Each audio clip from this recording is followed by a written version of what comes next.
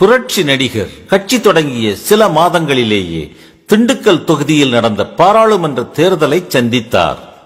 மக்கள் பொன்மனச் செம்மலின் பக்கம் என்பதை உலகிற்கு காட்டினர். 1.5 லட்சம் வாக்குகள் வித்தியாசத்தில் வெற்றி பெறச் செய்து தமிழக அரசியல் வரலாற்றில் பொன்மனச் செம்மலின் வெற்றி கொடியை உயர பறக்க விட்டனர். அடுத்து கோவையில் நடந்த சட்டமன்ற இடைத்தேர்தலிலும் வெற்றி. அதில் அரங்கநாயகம் வெற்றி பெற்று அதிமுகவின் முதல் சட்டமன்ற உறுப்பினர் ஆனார். தமிழக வெற்றியை தொடர்ந்து புதுச்சேரியில் எம்ஜிஆர் வெற்றி கொடியை பறக்க விட்டு புதுச்சேரியில் அதிமுக ஆட்சியை அமைத்து இந்திய அரசியலில் அதிர்ச்சியை ஏற்படுத்தினார்.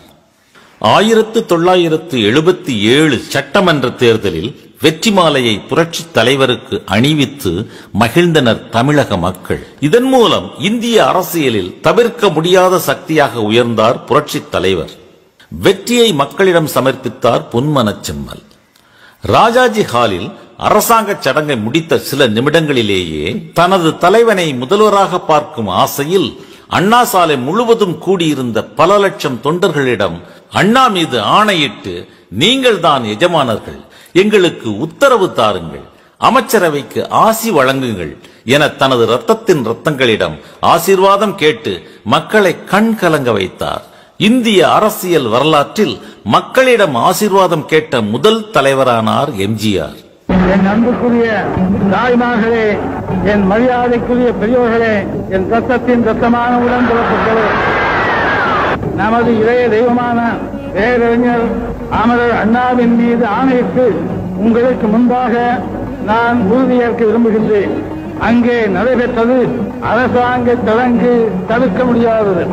இங்கே நடப்பது உங்கள் கட்டளையை எதிர்பார்த்து மக்கள் தீர்ப்பே மகேசன் தீர்ப்பு என்று சொன்ன பேரறிஞர் அண்ணாவினுடைய எண்ணத்திற்கேற்ப தமிழக மக்களின் பிரதிநிதியாகி உங்கள் முன் நாங்கள் அமைத்திருக்கின்ற அமைச்சரவையின் சார்பாகவும் அனைத்து இந்திய அண்ணா திராவிட முன்னேற்ற கழகத்தின் சார்பாகவும் ஒரு செய்தியை இங்கே நான் குறிப்பிட கடமைப்பட்டிருக்கின்றேன்.